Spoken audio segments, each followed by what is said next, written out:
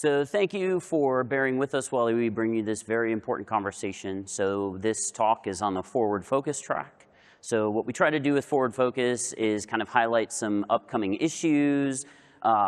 Those of you who know me know I absolutely abhor hype. I hate hype with a passion. So anytime we can bust some hype, bust some myths, I'm always happy to do that. And hopefully that's what we're going to do today. So welcome. My name is Nathan Hamill. I'm Senior Director of Research at Cybersecurity, focused on the security of emerging technologies, which quantum computers are. I am also on the Black Hat Review Board. I am the AI, Machine Learning, and Data Science track lead. So you might wonder why I'm moderating this panel. That's because I don't need to know anything. I can just ask questions. But I stepped in to help moderate this panel to bring you this conversation and to bring you these experts. So to start with, why don't we go ahead and introduce yourself? So JP. Hi, I'm JP. I don't work in quantum computing, but I've been interested in quantum computing and post-quantum crypto in a while. I'm a cryptographer. I've been doing crypto for 20 years, and I'm CSO and co-founder of a company called Taurus. Hello, everyone. My name is Tommaso. I'm a cryptographer at Cybersecurity, where I'm leading the quantum security initiatives. My background is in mathematics, and I did my PhD at the Technical University of Darmstadt on the intersection between quantum computing and cryptography. Hi, my name is Mark Carney. Not the central banker Mark Carney, unfortunately. I'm CTO of Quantum Village, which is a non-profit in the quantum space. My background's also in mathematics, and I've been in cybersecurity for a good while now, so happy to be here. Great. Well, thank you very much. So that brings us to our topic, so quantum computers. So quantum computers fall in emerging technology, and we always know what that happens, that kind of leads to hype. So unlike other technologies that we have today, though, like generative AI, which you're probably tired of hearing about at this point, we don't really have quantum computers today. Well, not really. Anyway, we have emulators, and we have prototypes and things like that. And that leads to a lot of hype, this non-existence. So it can be hard to see why they're so overhyped, because if you've ever seen a picture of a quantum computer, it basically just looks like a steampunk version of a more traditional computer. So it needs a lot less RGB to look cool. But you may be wondering what this really brings to the table and why you need to be concerned. And that's hopefully with this session, we're going to dive in and bring you the answers to some of those questions. And I will say that after the session is over, hopefully our panelists will hang out and answer any additional questions you have. So we have a lot more questions than we would normally have in a panel, so it's going to be kind of rapid fire. But we wanted to cover a bunch of things. So each panelist will get a question, and we'll only do it, we'll only keep going if there's disagreement, which hopefully we will. We don't really want a fist fight on stage, but it's nice if people disagree. And we'll go from there. So JP, first question. What is a quantum computer? And what are their advantages over more traditional computers? Yeah. So for example, we often hear that there's revolutionary claims that they're the ultimate platform for AI. So are quantum computers faster than GPUs? Or what is the advantage here? So in my basement, I have a dishwasher, laundry machine, and now it does one that is called quantum because it rotates faster than the previous one in terms of velocity. Okay. But a quantum computer is not like that. Quantum doesn't mean much faster in terms of speed, in terms of doing the same thing faster. Instead, it's doing completely different things at its own pace, which is even maybe slower than classical computers. And the reason that we're talking here today is that with this kind of computing, you don't work with classical bits. You work with something very weird called qubits that behaves according to the quantum mechanics law. So things entanglement, decoherence, superposition. You can Google this up. And with these kind of weird computers, you can do things that you cannot do on a classical computer. So any classical computer, any silicon-based computer, any mechanical computer is equivalent in terms of what it can do efficiently and what it cannot do efficiently. So for example, you can crack your cryptographic keys in maybe 1 billion years, but you cannot do it practically because it's practically impossible.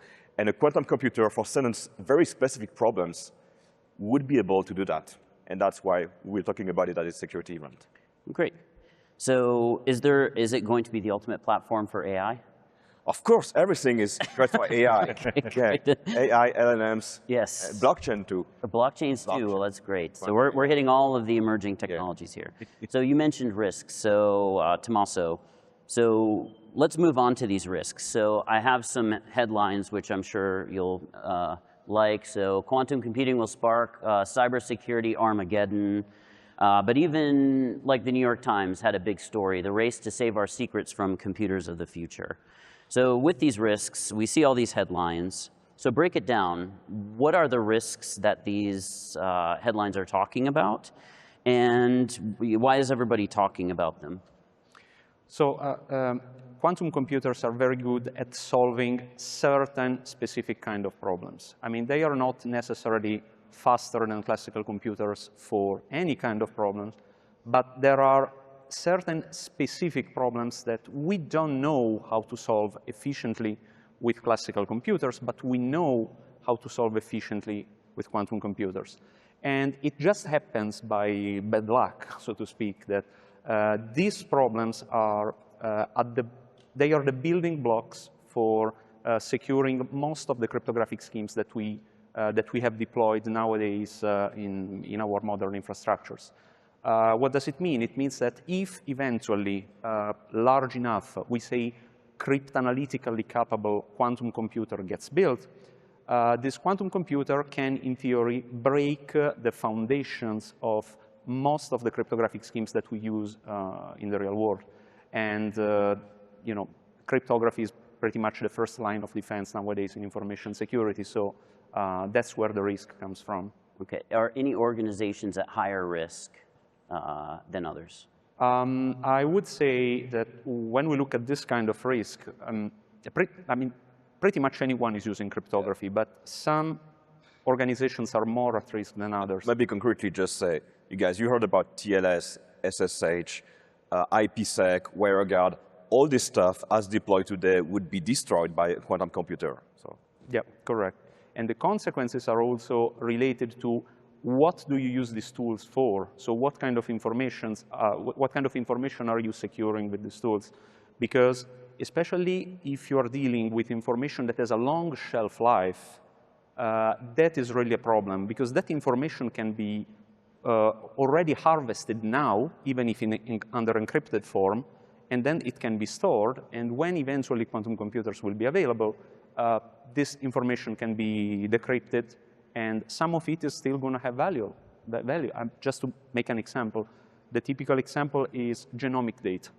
If you are transmitting encrypted genomic data on the internet, and it's super secure with the best cryptography you have nowadays, but this information is collected by an adversary, and it's decrypted, even if it's in 30 years from now, that doesn't only affect you, provided you're still alive, but it also affects all the future generations. So that would be a trove of information for nefarious actors or greedy actors, depending on whom you ask.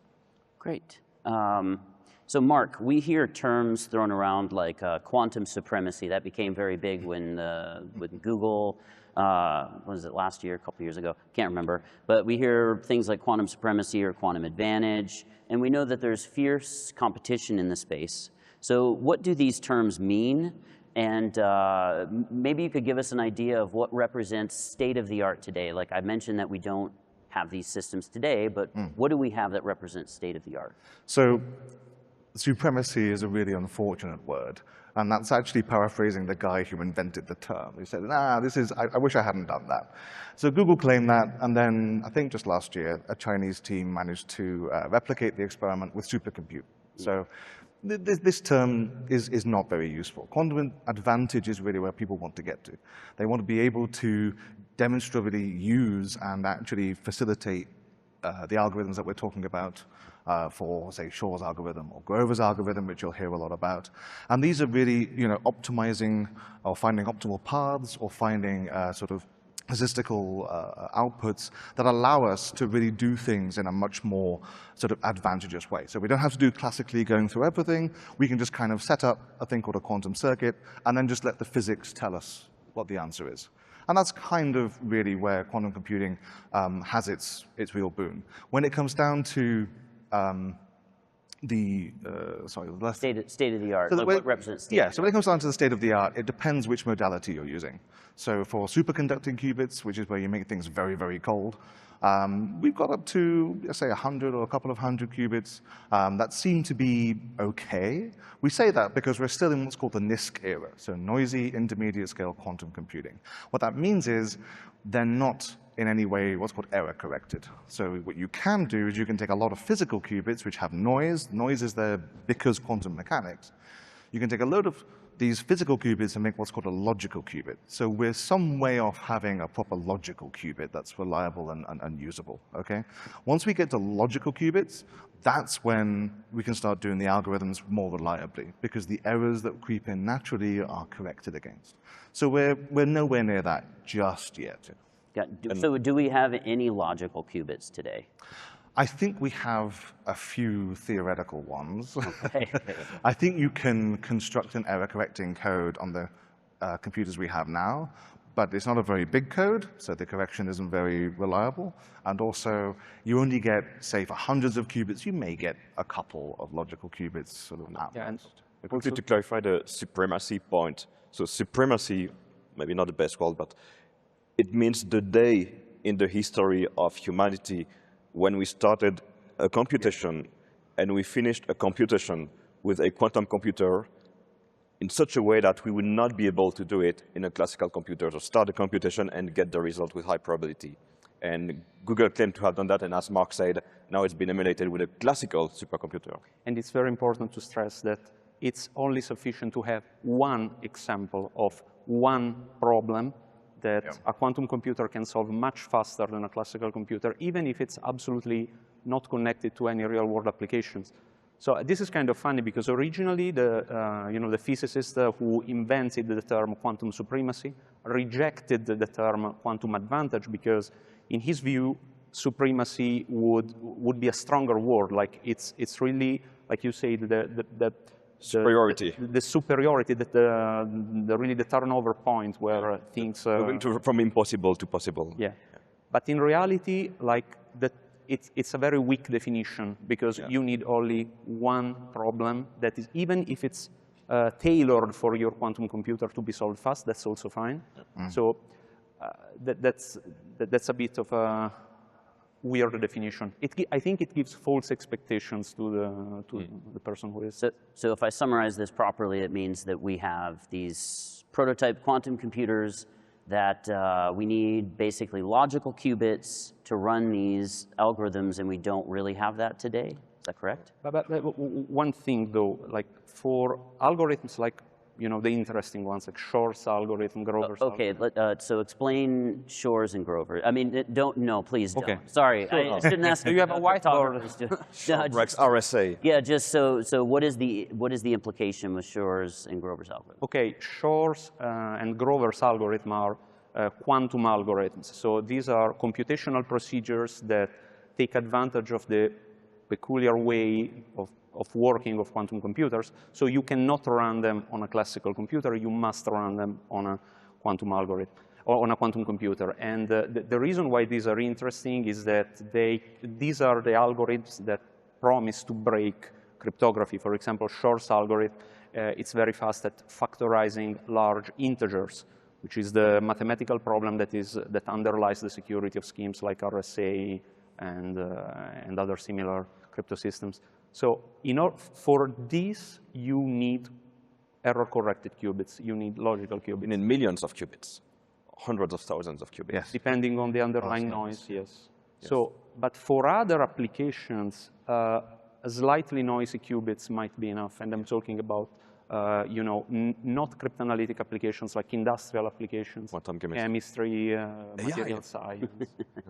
So now that we're on this risk question, so we've kind of gotten the Shor's and the Grover's algorithm out of the way. So when do we think, now I'm sure we're going to get some disagreement here, so let's see. When do we think we will have quantum computers with the ability to break things like RSA and elliptic curves? And a follow-up question is, which of the two is more vulnerable to a quantum computer? Okay, quickly. So I'm not a gambler, but we're in Vegas, so I'm going to take a guess. I'm in the team skepticals. And if I had to bet today, I would say that I'm not going to see in my lifetime, so I'm 40-year-old today, I'm not going to see in my lifetime a quantum computer breaking 2048-bit RSA or 256-bit elliptical discrete logs. Okay. I hope I would be wrong, but I don't think I will. And what, there's other part of the question? Well, I just said which is more vulnerable, RSA or elliptic curve? Yeah, so RSA deals with bigger numbers than elliptic curve crypto.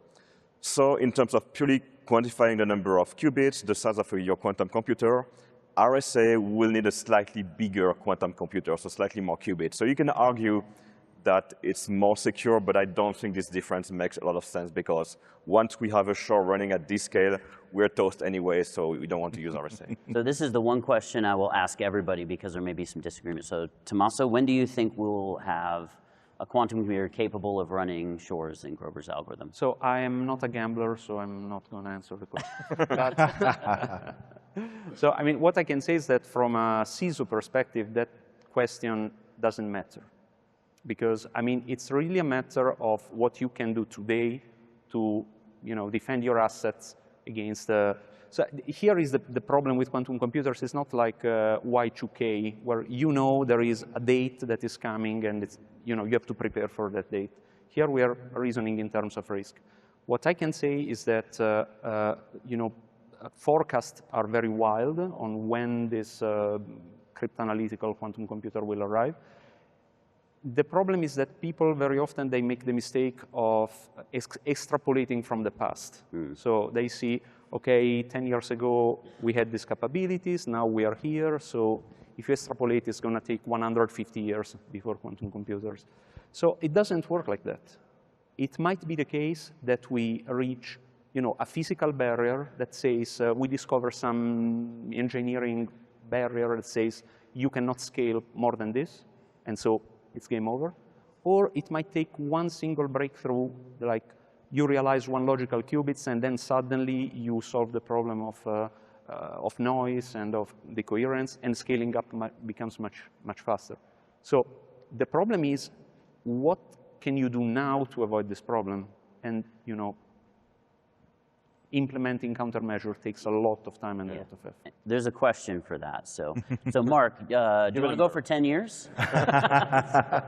10 years.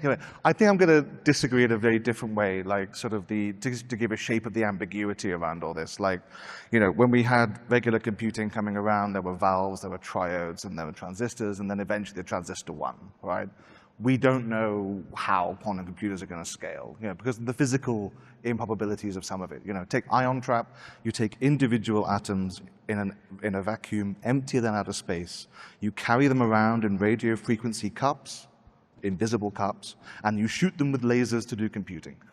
Yes, Right? this isn't a sci-fi presentation. This is literally how it's done. And so, to proffer, I don't know, an unusual take that I've heard that I have some sympathy with, there's a good chance we might actually get classical computers running quantum algorithms better before we get quantum computers running the quantum algorithms. Okay. Because they've already got error correction built in, it's fine.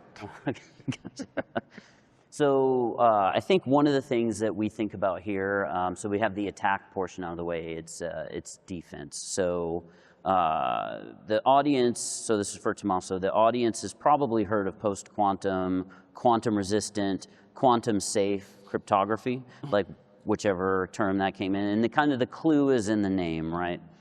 So what are some of these, so I guess what are they? I mean, I assume they're safe alternatives. So what are these safe alternatives?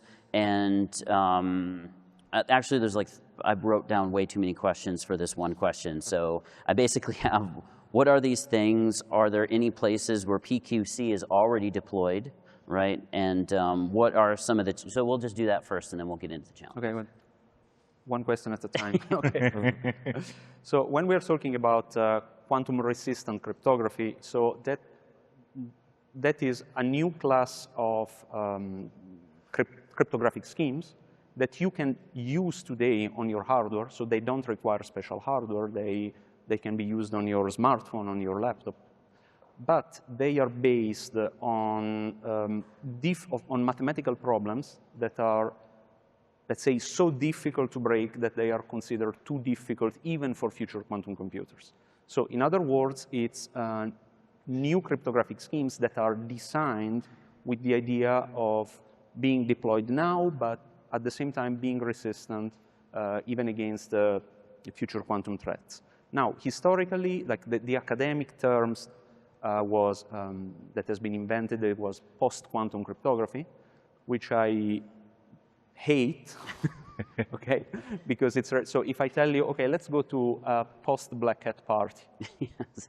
I mean, you know what Black Hat is, you know what a party is, but you might get the wrong idea, right? Because this kind of cryptography really is useful only if you adopt it before this cryptographic quantum computer becomes available.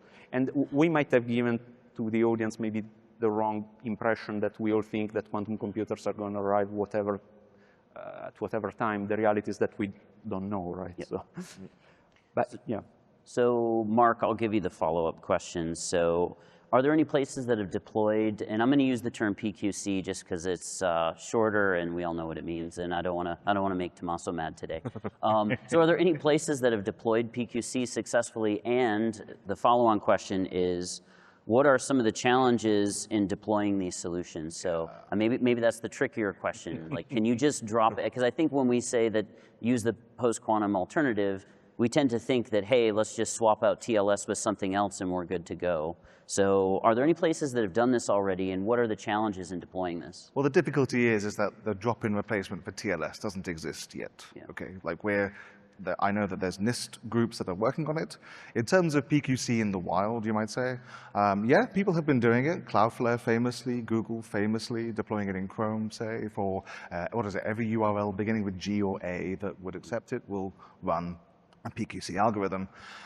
They've encountered some really interesting errors, such as because the key sizes for PQC, the primitives at least that we've approved so far, are quite big. They're quite a lot bigger than the keys that we're used to. So some of the issues have been that some of the equipment looks at this encrypted stream and tries to do stuff with it and then falls over because they never expected that parameter to be that big. So there's lots of interoperability niggles like that we're going to keep running into as, you know, you have, they often call it technical debts, trying to catch up with, you know, bleeding edge cryptography. So we're working in a system that still relies in a large part, you know, on TLS versions, but also there's plenty of places that still use triple DES in production. Why? Because it's what's there, and there's no impetus yet to move it forward. So there are places that are doing it and are leading the way. They tend to be the more technically agile companies or setups. But in terms of the journey, it's going to be a long one. Gotcha. Yeah, go ahead. If I can add something, there is also the problem that unlike classical cryptography, where you have better scheme and worse schemes, there is no one-size-fits-all solution in post-quantum cryptography. What it means is that there are alternatives, and each of them has pros and cons. Some of them, maybe they are very fast, but they have huge keys. Others are, maybe they are smaller, but their security is not well tested. And you know, you always have to find the best solution for your use case, because there is not one scheme that is better than others. But we don't want to give the wrong message. Guys, don't go and replace your RSA elliptic curve Not yet. by a post-quantum standard, even if it's blessed by NIST. Why? Because there's two ways crypto can go wrong. The first one is the crypto on paper is not secure. The second way is that the software is not secure. And the software doing post-quantum crypto is much more fragile and new and immature and not battle-tested.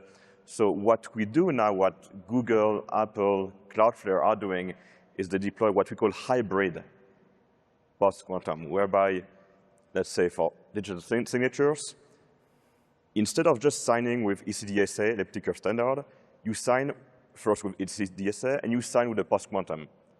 Yeah. So to be compromised, you will have to break the two signature scheme, the post-quantum one and the non-post-quantum one, so that you're kind of hedging your bets here.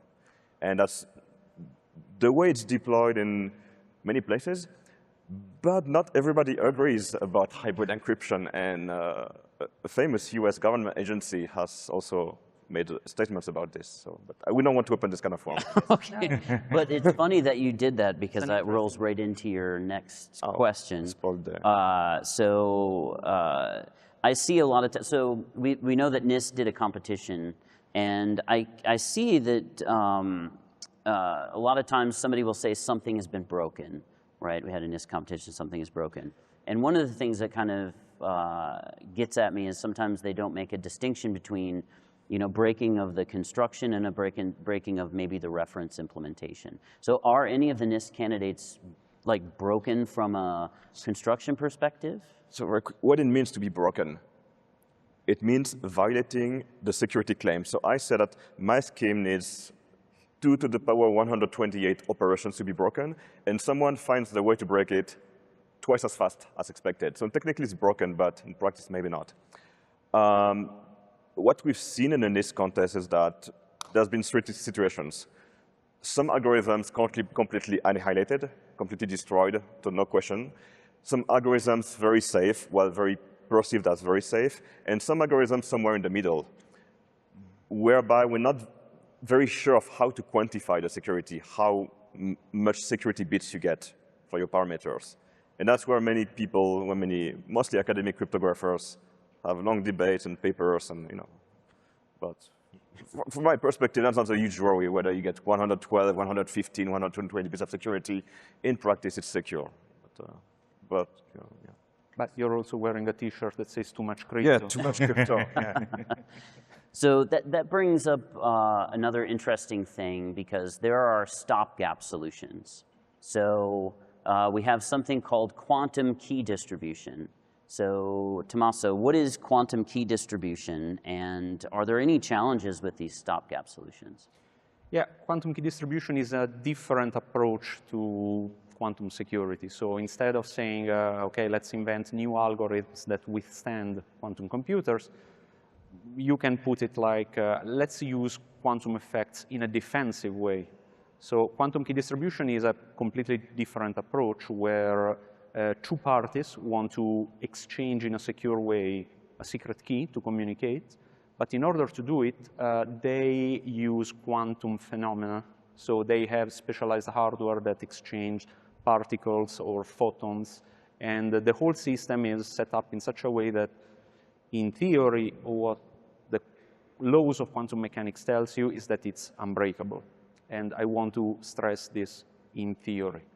Yes. Because there is a lot of caveat. So, I mean, quantum key distribution, it's a different thing.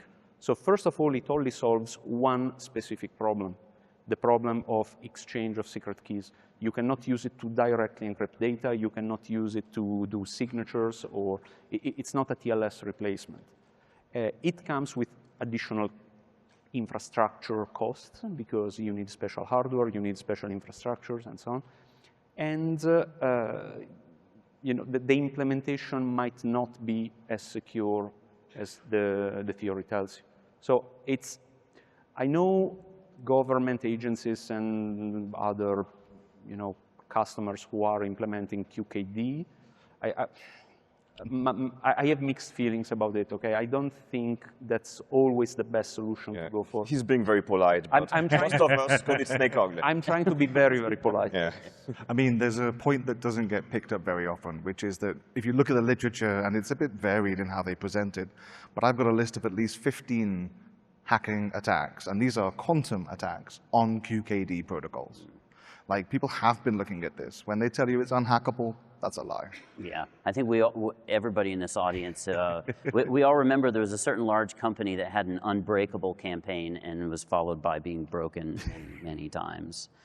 So Mark, being conscious of time here, so, you know, what do you say to someone who says, you know, I can't even get my people to stop clicking on phishing emails. I will worry about thinking about addressing this problem when we actually have quantum computers. I mean, is there actually something to that, or is that kind of like a bad way to think about it? I think there is something to that in terms of the busy CISO argument, but I also think that that doesn't really come into it personally, because regulation is set to change. when the regulatory requirements change, you just have to follow suit. And so a lot of the work has to be, okay, how are we going to meet these challenges? You know, I mean, we put all of our eggs in one basket with factoring, okay? And we use that to make cryptography secure, and Shor's algorithm breaks exactly that thing. And now we've come up with some more primitives, which are being finalized and released with code soon. It's been 2 weeks away for about 3 months now, so hopefully it'll be soon. And so, you know, we've come up with these alternatives, and they all use lattices. So, you know, we're now trying to go, how do we not put our eggs in that one basket either? So in terms of like sort of, you know, moving it around, we need to be just conscious of how we have cryptography deployed, because actually that's a really good thing. You know, how many problems do you have in production when a certificate goes down? Like we mentioned hybrid earlier, like PKI is going to get a lot more complicated before it gets any simpler. So we need to really just have better cryptographic agility in organizations. Yeah. But, you know, being a CSO myself, have gazillion items on my backlog agenda roadmap.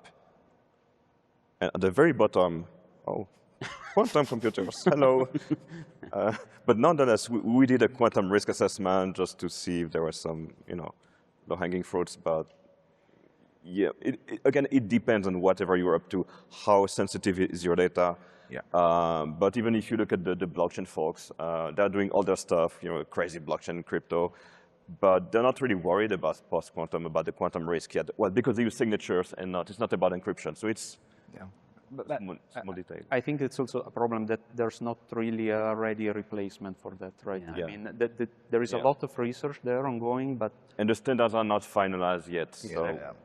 And also, I mean, you raised a very important point with the regulation. That's really one point of pressure to act now. I want to add another one, and that's the market pressure. Because at some point, if you have a competitor who you know, can advertise, oh, we are quantum resistant, they're going to have an edge on you, right? So there is also this factor to consider, that it's an added value at the end on your products or services. So speaking of that, and I'm going to throw this to everyone, starting with you, JP. So you mentioned you have a busy schedule, but you still did a quantum risk assessment, right? So how can organizations prioritize their efforts to get started to prepare for these risks? What would you suggest? Yeah, so we're a B2B company, and we get all these RFPs and very long questionnaires in Excel form, and it's very annoying to fill. And oftentimes we get the question, oh, what about quantum computing? What do you do about that? And we want to give the right answer.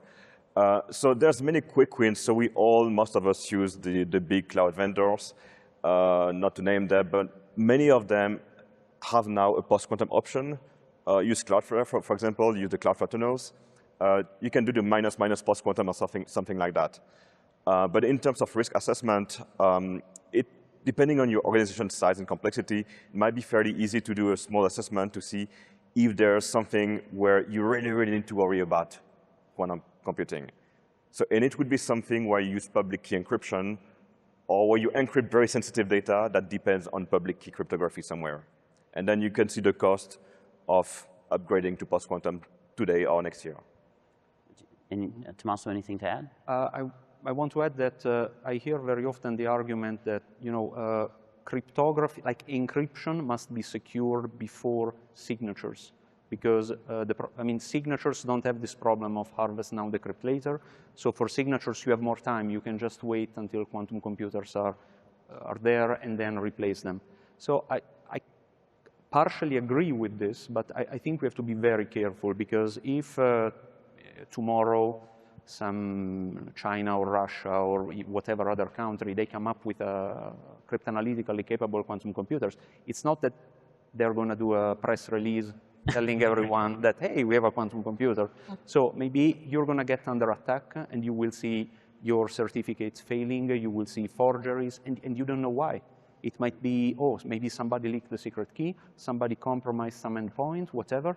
It might be that somebody's cracking your keys with a quantum computer. So it's true, they are less urgent, but back to your question, it's important to have a threat assessment done by professionals, because use cases and needs of a business might be very different. Mark, anything to add? Yeah, I think I would consider cryptography as another part of your asset management. right? Everyone here has some asset management methodology, whether it be brilliant, whether it be utterly terrible. You've got to have something somewhere. And so it's worth starting to consider the cryptographic discovery, because we don't know exactly when things are going to change on either side. We don't know when quantum computers will come about. We don't know when, our own standards are going to be fully deployed and tested and everything else. But what we do know is what we should know, rather, is what cryptography we're using right now and where. And that exercise would be a good exercise for people to do anyway, because they might find issues with their classical. But it helps anyway, exactly. Like when you have a certificate issue, the number of times that you don't know how to fix it because you can't find the server which has that certificate on it, Like actually, just having a better cryptographic inventory so that you can start that journey of agility, that's really where to begin. And you can do that today. There are even open source tools to do it. Regardless of quantum or not, like how many MD5 certificates you find out when you do it. And actually knowing that you have a server that whenever it gets a TLS connection always replies with AES-128 in CBC mode, which isn't best practice. Knowing that is already a good thing. So I guess I'll start. This is another question for everyone, but I'll start with Tommaso since I left off with JP. Are there any quantum myths that we didn't bust? Okay, within reason. So, are there any quantum myths that the audience would find interesting, or maybe things you've heard repeated that aren't actually true? There's the triads of quantum myths is quantum computers can solve NP problems. Quantum computers can check all the 2 to the n solutions to a problem in parallel and pick the right one. And by using quantum teleportation, you can communicate faster than lights. Okay. These are the 3 things that with the future, make me cringe off. Mark, anything to add? Any myths that we didn't cover? I think I'm just going to emphasize the myth about parallelization, that you're doing all these things in tandem. It's not that. And there's some really good resources that you can find that tell you what it is. But I think that's a particularly difficult thing to get people out. And that's the one I hear the most. And that's why it's supposedly the ultimate computer for AI, because you won't need GPUs, and the way qubits work are going to solve all those problems. Yeah, there's a level of mysticism around it all, which isn't helped by phrases like supremacy, let's be honest. Or teleportation. Or teleportation, or a lot of these things, or super dense coding and that kind of thing. Some of the phrases are a bit unhelpful. Yeah, and speaking of which, you want to be very careful when you read headlines about quantum computing and even titles of research papers, because what is easy to compare, what is quantifiable. Oh, they have more qubits than this guy, so the quantum computer might be better. Right, they have 1,000 qubits instead of 700. But it's not always that simple. There's a lot of parameters to take into account: the stability of the system, how many of these qubits are physical versus logical and whatnot. And I was very sad to see that even very respectable science magazines now do some very clickbaity titles about quantum-related news, like quantum teleportation. Yeah. So be very careful, read the fine print, ask GPT to summarize it, ask friends that know it better than you. Because how would somebody know the difference between a good quantum paper or a bad quantum paper? Or use AI to detect deep fakes. So I guess that's pretty hard for just about anything. I guess if you're someone like me, right, trying to make sense of this, I might not know the difference if I read the paper. So I guess lean on other experts. Yeah, if you don't know, at least don't reshare it among all your colleagues and friends. 1,000 qubits. Okay. Yeah. And I think that's about it. Anybody have anything they want to add, or did we kind of cover everything? Well, thank you for having us. All right. Well, thank you, everyone. We hope this conversation was useful. We'll be around answering questions for a little bit here, and thank you very much. Have a good day. Thank you.